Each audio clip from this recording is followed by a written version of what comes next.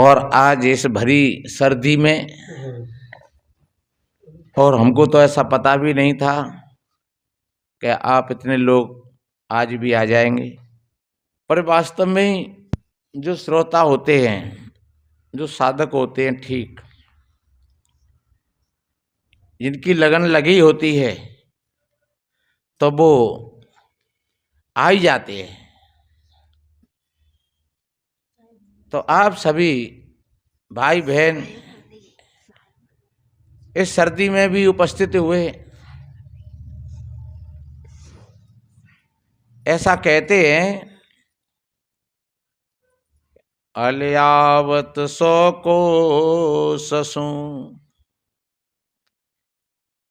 लेन सुवन की बास,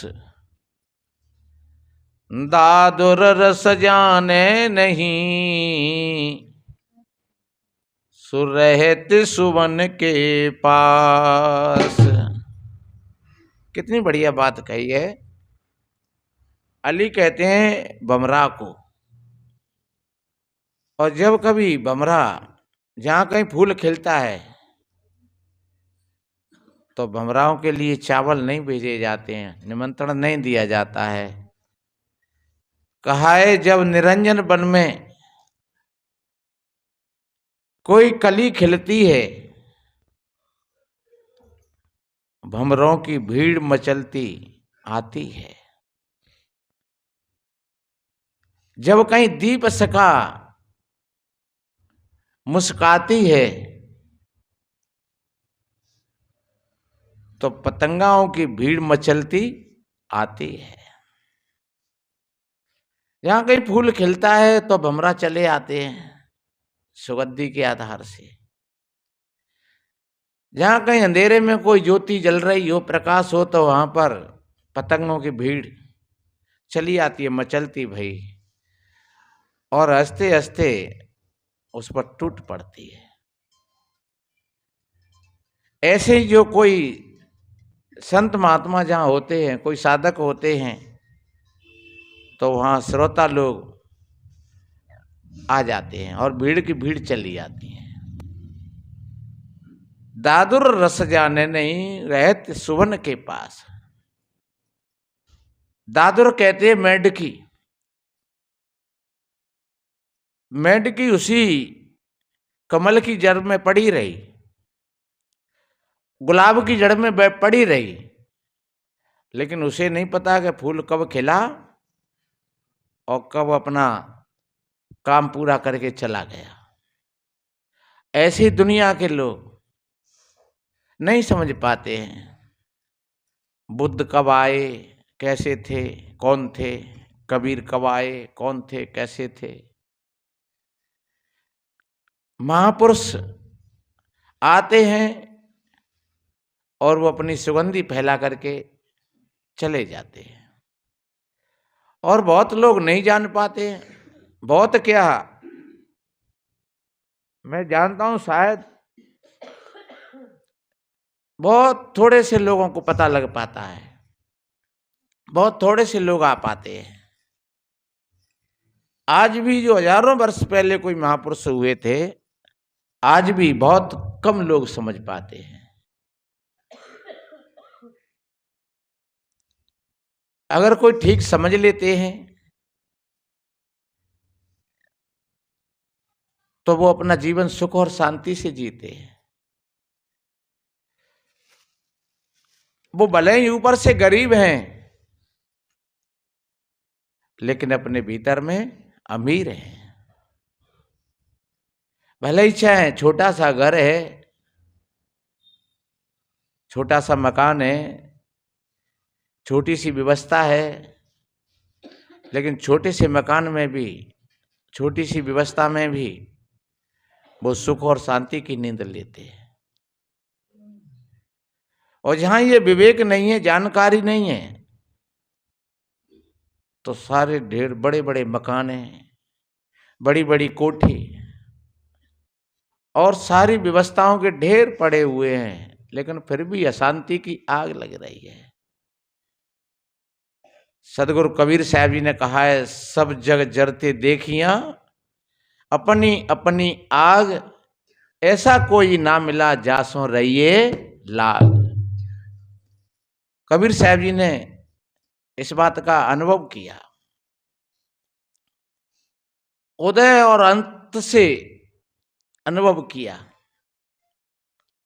और जहां तक कहा कि तंदर सुखिया कोई नहीं देखा, जो देखा सो दुखिया हो। उदय अस्त की बात कहता हूं, सबका किया विवेका। सदगुरु कबीर साहब जी कहते हैं कोई 2 4 10 20 5 50 की बात नहीं है। उदय जहां सूर्य नारायण निकलते हैं और अस्त पश्चिम में जाकर के अस्त हो जाते हैं, वहां तक मैंने देखा घूम घूम करके। पर शरीर के आधार से आज तक मुझे कोई सुखिया आदमी नहीं मिला। कोई तन दुखी, कोई मन दुखी, कोई शरीर से दुखी है, कोई मन से दुखी है, कोई पैसा के लिए, दमड़ी के लिए दुखी है। हाँ, शायद आप सोच रहे होंगे तो फिर क्यों सत्संग कर रहे हैं? जब सब संसार के लोग दुखिया हैं तो फिर सत्संग से क्या होगा? सदगुरु कहते हैं कि सुखी वो ही है जिसके भीतर में, जिसके हृदय में सदगुरु का ज्ञान प्रवेश कर गया है, जिसने जान लिया इस संसार को, तो वो थोड़े से में ही अपने सुख और शांति से जीवन जीता है। बढ़िया अपना ध्यान, भजन, साधना, सत्संग में अपना समय व्यतीत करता है। कबीर साहब कैसे महापुरुष थे, जो कहते हैं साईं इतना दीजिए जहाँ में कुटुंब समाए, और मैं भी भूखा ना रहूं, साधु न भूखा जाए। हे मेरे गुरु महाराज, मुझे इतना ही चाहिए कि बस मेरे जो आसपास हैं लोग, उनकी गुजर बसर हो जाए।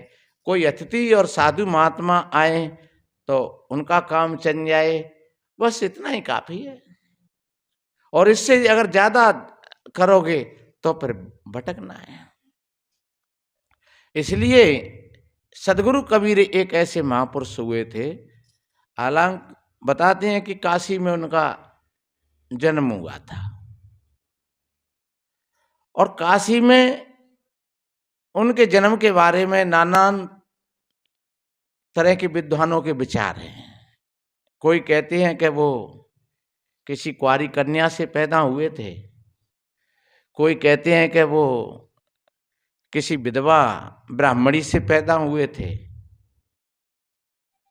पर ये काल्पनिक बात है।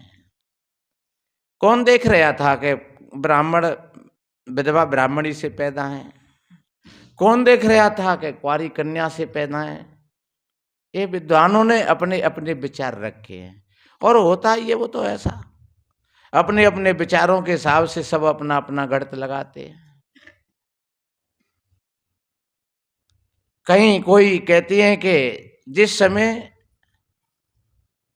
काशी में, और काशी में नहीं विश्व में बड़ा आतंकवाद छाया हुआ था, जाति समाज का, छुआछूत का, ब्राह्मणवाद का, इस्लामवाद का।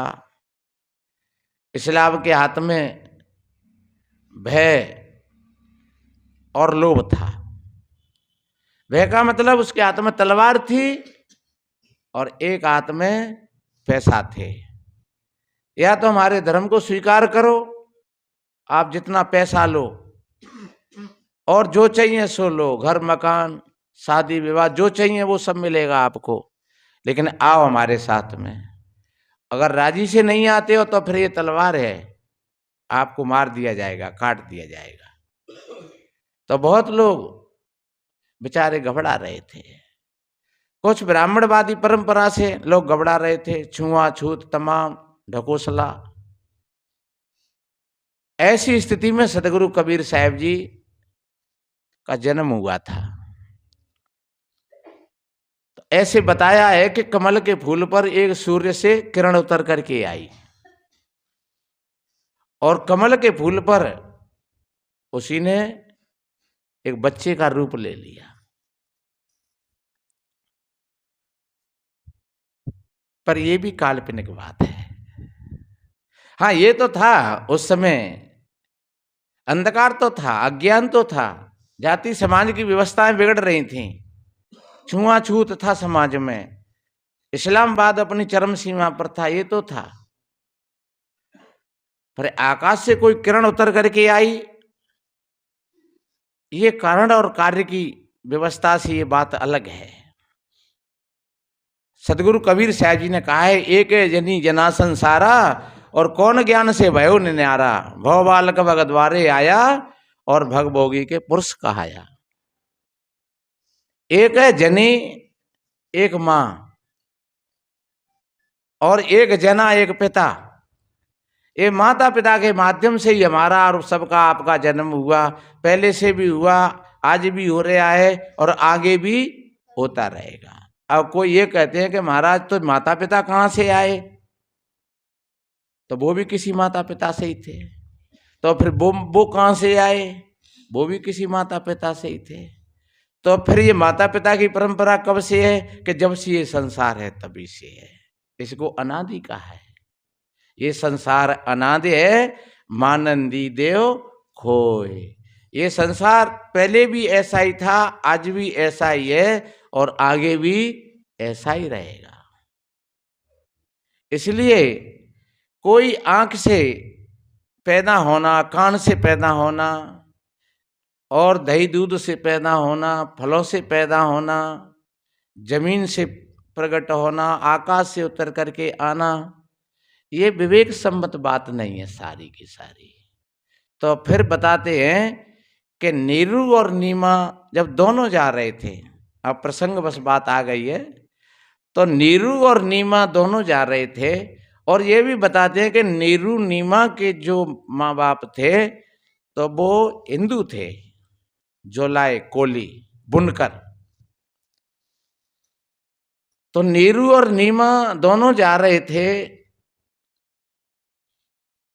तो रास्ता में जो लहर तालाब कबीर चौरा पर जो आज है, वहीं पर एक बच्चा कमलों की झाड़ियों में, और वो ऊँटा चौंक रहा था।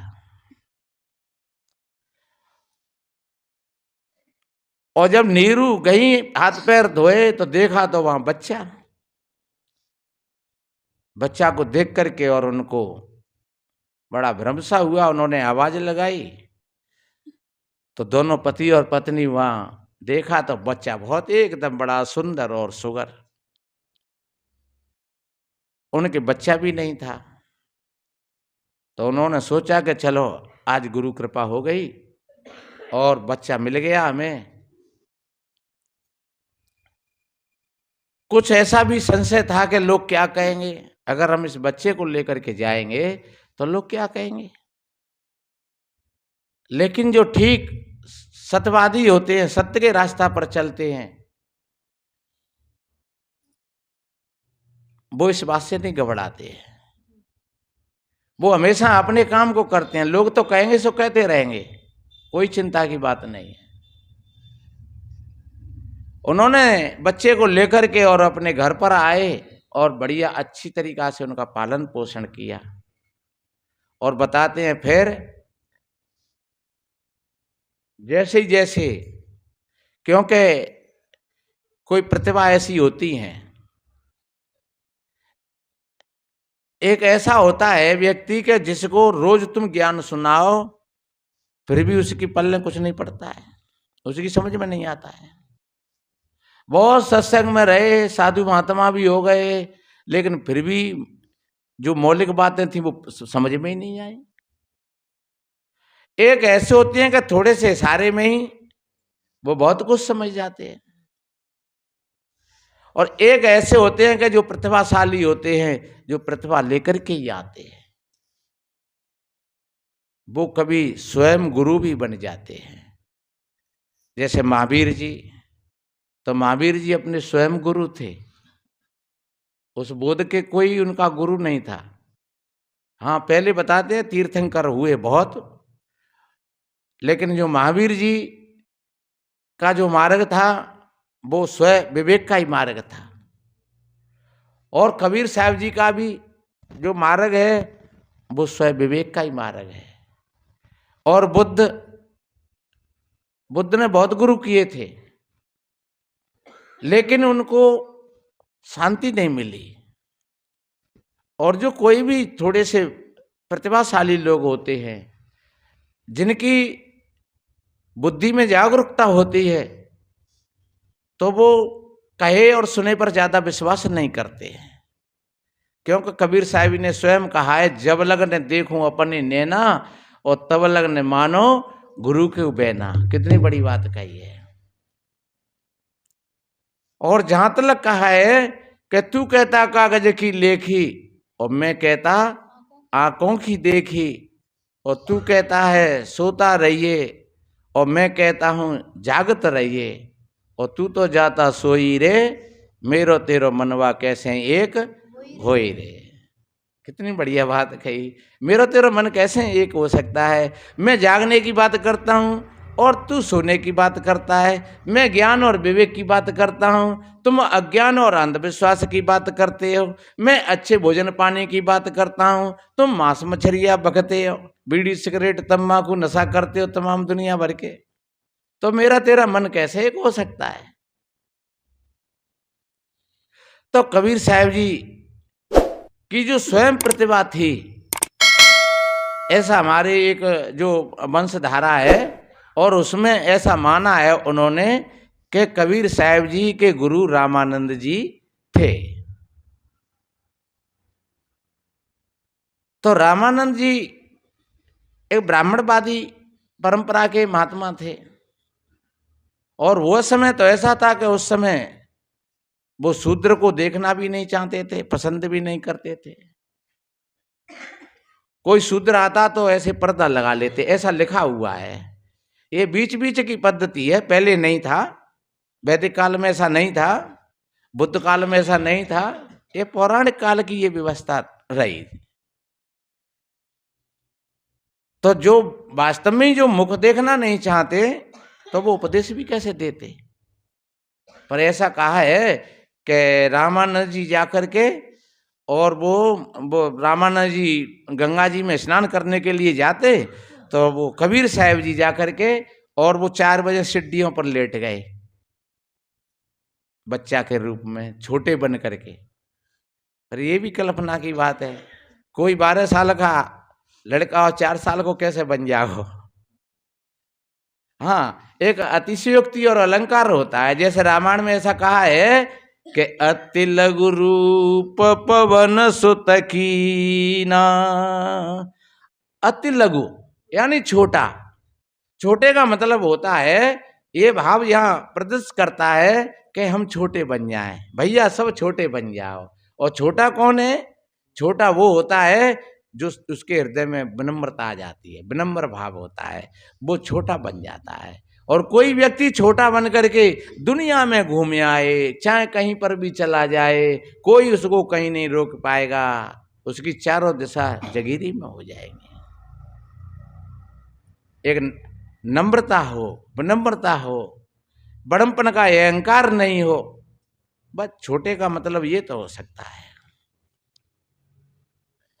तो बताते हैं, छोटे बनकर के सीढ़ियों पर लेट गए और उधर से रामानंद जी निकल करके आए तो वो लात लग गई, पैर पड़ गया, और फिर उन्होंने कहा राम राम राम राम राम राम। तो उनके मुंह से वो राम राम शब्द ही कबीर साहब जी को उपदेश के रूप में मिल गया। ऐसी मान्यता है। हमारे जो दामाखेड़ा की संप्रदाय है और काशी की भी जो मान्यता है, उनकी यही मान्यता है कि ऐसा हुआ था कि राम राम राम राम कहने से और रामानंद जी के वो शिष्य बन गए। रामानंद जी को गुरु के रूप में उन्होंने स्वीकार कर लिया। पर विवेक और पारक सिद्धांत इस बात को कहता है कि भाई रामानंद जी का जो मार्ग था वो दूसरा मार्ग था, और कबीर साहब जी का मार्ग है वो दूसरा मार्ग है। कबीर साहब जी का मार्ग है वो आत्मज्ञान का मार्ग है, तत्व ज्ञान का मार्ग है, और रामानंद जी का जो मार्ग था वो पौराणिक मार्ग था। वो बाहर तमाम देवी देवताओं को मानते थे, मंदिर मस्जिदों को मानते थे, और फिर कबीर साहब जी के साथ में बहुत बहुत जाने कितनी कितनी कल्पनाएं जोड़ी हैं। और वो तो पौराणिक कथाएं कहीं पर भी जुड़ जाती हैं, बुद्ध के साथ में भी जुड़ गई, कबीर के साथ में भी जुड़ गई। और शायद कल हमारा शरीर नहीं रहेगा तो हमारे पीछे भी हमारे चाहने वाले लोग अपनी भाव व्यंगमा में जोड़ देंगे कहीं ना कहीं कल्पनाओं से। ऐसा होता है, वो कोई बात नहीं है। लेकिन सदगुरु कहते हैं कि यहाँ तो एक विवेक की बात है। जहाँ विवेक प्रधान होता है तो विवेक इसी बात को कहता है कि जैसे हमारे इस शरीर का जन्म हुआ, ऐसे ही सबके शरीरों का जन्म हुआ है। और जैसे हम और तुम ज्ञान ले रहे हैं गुरु और शिष्य के माध्यम से, ऐसे ही पहले भी यही परंपरा गुरु परंपरा रही आई है। और भाव में कितना कहा है, देखो अभी बहन जी गा रही थी कि हे गुरुदेव प्रणाम आपके चरणों में, कितना बढ़िया है। और बाद में कहते हैं गुरुर ब्रह्मा गुरुर विष्णु गुरुर देवो महेश्वरा गुरुर साक्षात पारब्रह्म तस्मै श्री गुरुवे नमः। तो वो गुरु का ही रूप बता दिया कि जो हमारे महापुरुष हुए वो सब गुरु ही के रूप में हैं। और जिनसे हमें कुछ मिल रहा है वो गुरु के रूप में ही है। और ये हमारी एक विनम्रता है, एक लघुता है कि हमें जहाँ से जो कुछ मिले उनका उपकार मानना चाहिए। और उपकार मानोगे तो फिर आप फलित होंगे, आपका ज्ञान फलित होगा, आपका ज्ञान और वैराग बढ़ेगा। अगर आप उपकार नहीं मानोगे, जहाँ से आपने कुछ लिया है और वहाँ से तुम उसका उपकार नहीं मानोगे तो तुम बांके वहीं 0/0 बने रहोगे, आगे अपना कुछ नहीं कर पाओगे। फिर तो ऐसे ही रह जाएगा जैसे गैया का बछड़ा दूध पीता है और दूध पिया उसने और कछु ने का जाग भाग बापे दे रह गए ते बान चाट ले दूसरे ने, तो अभी जागन थे तो मुँह सफेद है जागो, क्योंकि भैया जो दूध जऊ ने दूध पियो देखो तो मुँह सफेद है रहो है। पर वास्तव में ही वो जो संतुष्टि, जो ज्ञान और जो दूध का आनंद उस बछड़ा को मिला था वो झाग चाटने वाले को थोड़ा ही मिलेगा। इसलिए हमें जितना किसी से अगर मिले उसका उपकार मानना चाहिए। तो हमारे जो महापुरुष प्राचीन काल में हुए हैं वो जो हुए हैं वो सब हमारे गुरु के ही समान हैं। वर्तमान में जो हमारे महापुरुष हैं जिनसे हमें जो कुछ मिल रहा है वो सब हमारे गुरु महाराज के ही समान है। और हमारे जो बुजुर्ग हैं वो भी हमारे, अरे गुरु ने की तो बात ही इतनी बड़ी बताई है, जहां तक कहा है अगर मानोगे तुम ठीक समझोगे तो कि पहले गुरु है पितु और माता। बड़े गुरु है क्या? नहीं, अगर माता ही पिता नहीं होते तो फिर शरीर कहां थे आते। पहले गुरु है पितु और माता, रक्त बिंदु के जो हैं दाता। दूजे गुरु, दूसरे गुरु को है जो बच्चा पैदा होता है उसको वो संभालती है, वो गुरु है। बातें हम छू छू करेगा ना बजाता ही, वो गुरु है। और बताते वही मुँह में उंगली डालते हैं, वही जीव संभालते है, वही सारे अंगों को संभालती है, आंखों पर हाथ फेरती है। और जब उसकी इंद्रियां बाहर काम करना शुरू कर देती हैं, उसका श्वसन शुरू हो जाता है बाहर, तो फिर वही नाल को काटती है। जो कहते काबा ने नरा काटो, तो नरा काटो वो गुरु हो गई। जिसने जन्म दिया वो तो गुरु थी, जिसने नरा काटा वो भी गुरु थी, जिसने पालन पोषण किया वो गुरु था, जिसने शिक्षा दी वो गुरु था, जिसने नामकरण किया वो गुरु था, जिससे हमें संसार का ज्ञान प्राप्त हुआ वो गुरु था, और जिससे हमें अच्छा सत्संग का बोध मिला वो गुरु था, और जिससे हमें अपनी आत्मा का बोध मिल गया वो तो गुरु नहीं, वो फिर सदगुरु होता है। इसलिए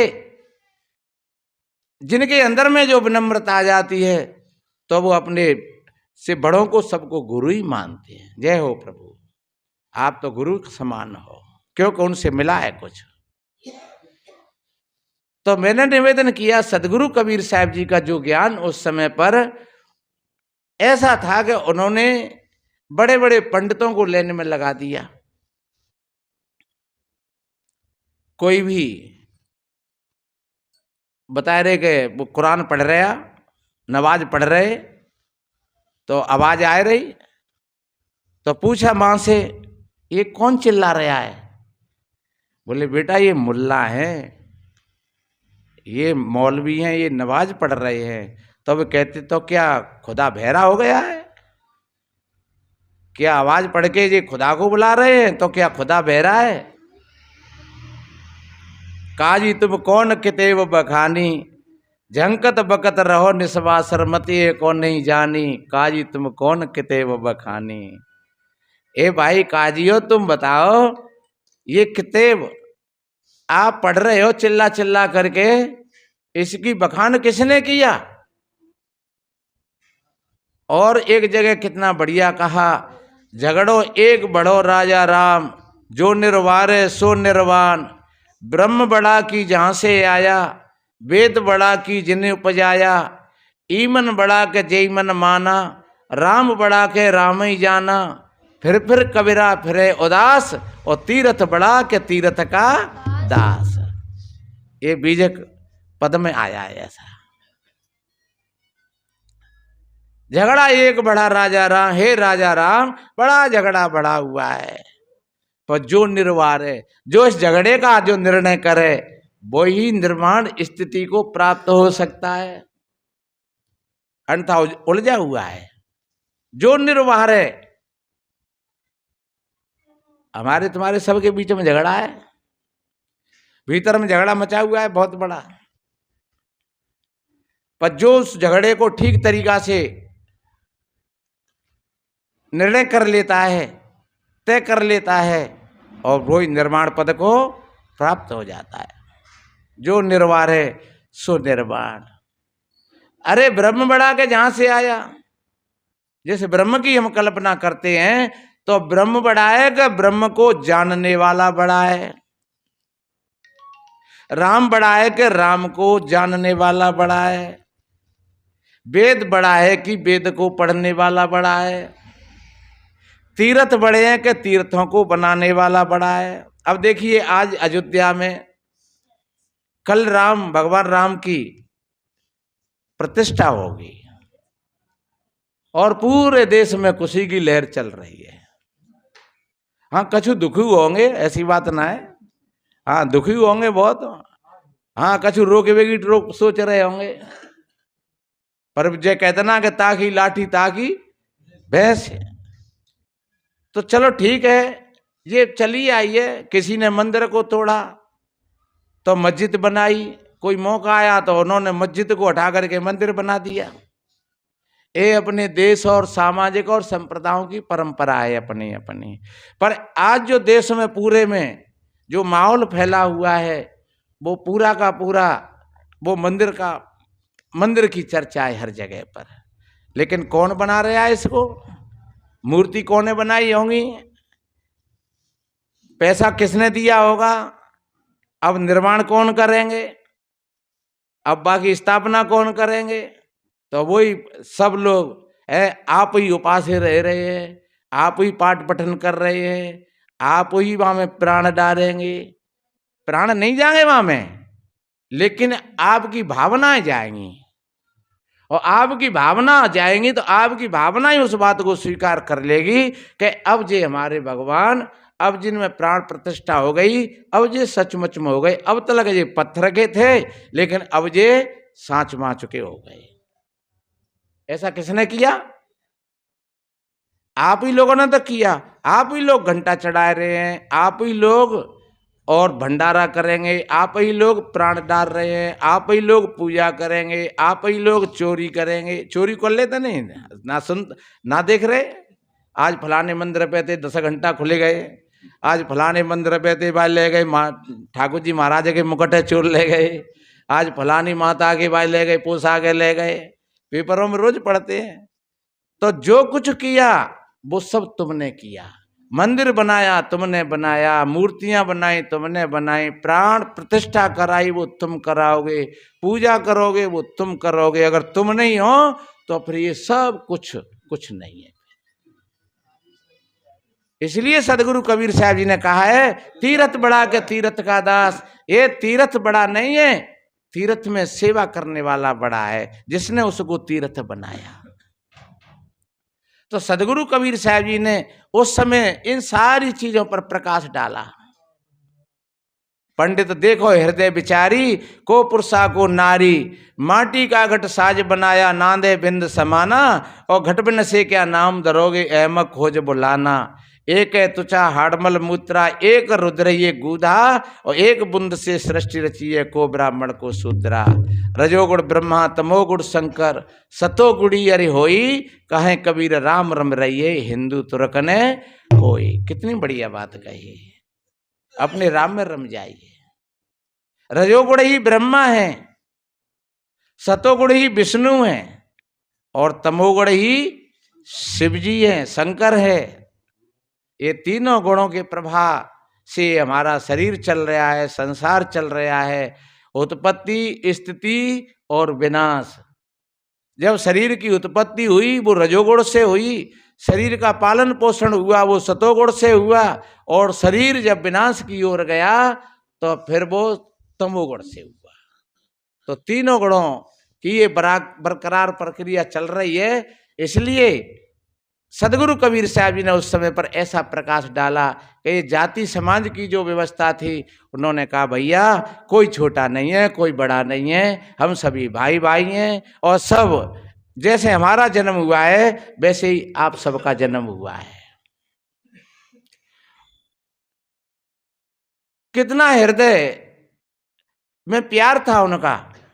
पोथी पढ़ पढ़ जगमुआ, पंडित भयानक होए, और 2.5 आखर प्रेम का पढ़े सो पंडित होए। सदगुरु कबीर साहब जी को क्या प्यारा था, वो प्रेम। और राम को भी क्या प्यारा था, प्रेम। बाबा तुलसीदास जी से पूछा होगा किसी ने कि राम को क्या चाहिए, अच्छा भोजन, बोले नहीं। अच्छे कपड़ा, बोले नहीं। अच्छा मकान, बोले नहीं। तो कह राम ही है केवल प्रेम प्यारा, और जान ले ये जो जानन हारा। कितनी बढ़िया बात कही कि भैया राम को तो प्रेम प्यारा है, और कबीर साहब जी को भी प्रेम प्यारा है। और फिर तुम ईमानदारी से अपने अपने से पूछो कि तुम्हें क्या प्यारा लगता है, बैर प्यारो लगता है कि प्रेम प्यारो लगता है? प्रेम तुम्हारा स्वभाव है, प्रेम तुम्हारी आत्मा का गुण है, और क्रोध तुम्हारा स्वभाव नहीं है। क्रोध एक दुष्प्रवृत्ति है। क्रोध आएगा तो वो तुमको हिला देगा, पूरे को हिला देगा। काम आएगा वो तुमको हिला देगा। जिस काम को करके अगर पछताना पड़े, समझ लो कि वो तुम्हारा स्वभाव नहीं है। तो कोई भी कामी से कामी पुरुष हो, काम के अंत में वो पछताता है। कोई भी क्रोधी से क्रोधी मारता खां हो, क्रोध करने के बाद में पछताता है। और लोभी नहीं, लोभी को बाप हो, लेकिन आखिरी में उसको पछताना पड़ता है। और मोही को भी पछताना पड़ता है, अहंकारी को भी पछताना पड़ता है। इसलिए ध्यान रखो, ये हमारे स्वभाव में नहीं है। हमारे स्वभाव में क्या है, हमारे स्वभाव में प्रेम है, हमारे स्वभाव में करुणा है, हमारे स्वभाव में दया है, हमारे स्वभाव में क्षमा है, हमारे स्वभाव में संतोष है। संतोष सुख है, रहो तो हृदय जुड़ाए। कबीर साहब जी ने कहा है, और कहीं मत भटकना, ए संतों, संतोष ही सुख है। अगर तुम अपने हृदय से, अपने आप से जुड़ करके रहो तो। दुनिया की चीजों में संतोष नहीं है। अगर सोने में संतोष होता तो रावण को संतोष हो जाता, क्योंकि उसकी लंका सोने की थी। हीरा जवाहरातों में संतोष होता तो महमूद गजनवी को हो जाता, क्योंकि 17 बार उसने भारत देश को लूटा, मंदिरों को लूटा, और हजारों मन सोना चांदी हीरा जवाहरात ले गया, लेकिन संतोष नहीं मिला। संतोष कहाँ मिलेगा, वो तुम्हारे स्वभाव में है। मैंने सदगुरु कबीर साहब जी के कुछ मौलिक बीज के सिद्धांतों को लेकर के निवेदन किया कि जो सदगुरु कबीर साहब एक ऐसे महापुरुष हुए थे, और शायद बहुत लोग काशी में रहे लेकिन काशी में भी नहीं समझ पाए, मंगेर में गए वहां भी नहीं समझ पाए। मंगेर की ऐसी मान्यता थी कि जो मंगेर में मरेगा वो गधा बनेगा, काशी में मरेगा बाकी मुक्ति होगी। तो उन्होंने सोची कि चलो मैं मंगेर में ही जाऊं। वास्तव में अगर काशी में करने से कल्याण होए तो फिर भजन का क्या मतलब हुआ, फिर त्याग और तपस्या क्या क्या मतलब हुआ। इसलिए सदगुरु कबीर साहब जी ने कहा है, सबई भूमि बनारसी सब निर्गंगा होए, और ज्ञानी आत्म राम है। सदगुरु ने कितनी बढ़िया बात कही। ऐसे ज्ञानी पुरुषों के लिए तो सारी भूमि है वो बनारस की है। सभी जो गंगा नीर है जिससे हमारा जीवन चल रहा है वो सब गंगा जल है। और आत्मज्ञानी के लिए तो सब जगह कल्याण ही कल्याण है, मुक्ति मुक्ति है। उन्होंने उस अंधविश्वास को भी खत्म कर दिया कि जो मगहर में मरते हैं वो गधा बनते हैं, और जो काशी में मरते हैं वो मनुष्य बनते हैं, या उनकी मुक्ति हो जाती है। मगहर मरे सो गधा होए, भल प्रतीत राम सो खोए। अगर मगहर में मरेगो गधा बनेगो तो फिर राम को मतलब क्या रहे हो, फिर भजन का मतलब क्या रहा।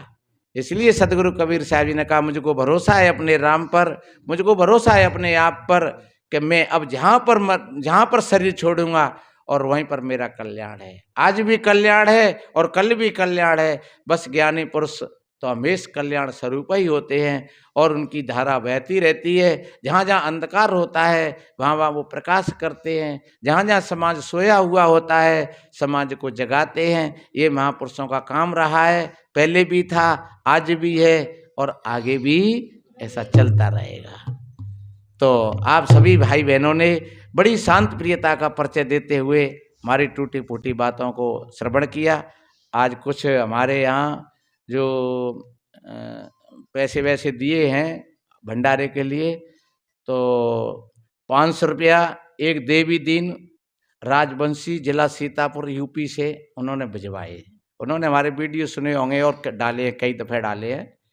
और 1000 रुपया एक श्याम बाबू नील रतन गाजियाबाद से 1000 रुपया की सेवा उन्होंने की है, और शायद पहले भी किया था इन्होंने भी। और हमारे जो कैलाश चंद हैं ग्वालियर से आते हैं, ये तो फिर संडे को ही खूब संतों के लिए और सेवा प्रसाद, और अब की बार भी उन्होंने 1600 रुपया यहाँ भंडारे के लिए सेवा में समर्पित किया। और एक 200 रुपया और हैं, वो मेरे चित्त से उतर गए हैं, मोबाइल द्वारा भेजे किसी भाई ने। तो ऐसे दान वीरों के लिए कोट कोट साधुवाद, धन्यवाद।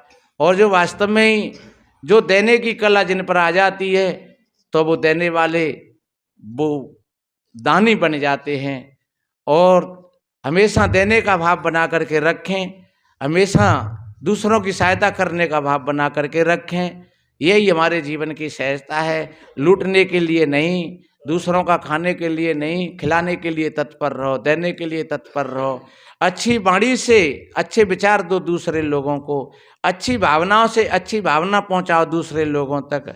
कोई भूखा प्यासा आया है आपके पास में, भोजन कराओ उसको।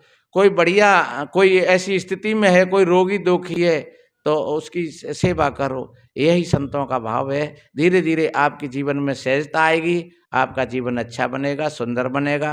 बस आप सभी भाई बहनों के लिए कोट कोट साधुवाद, धन्यवाद। इन्हीं शुभ मंगल कामनाओं के साथ बोलिए श्री सदगुरु कबीर साहिब की साहेब बंदगी।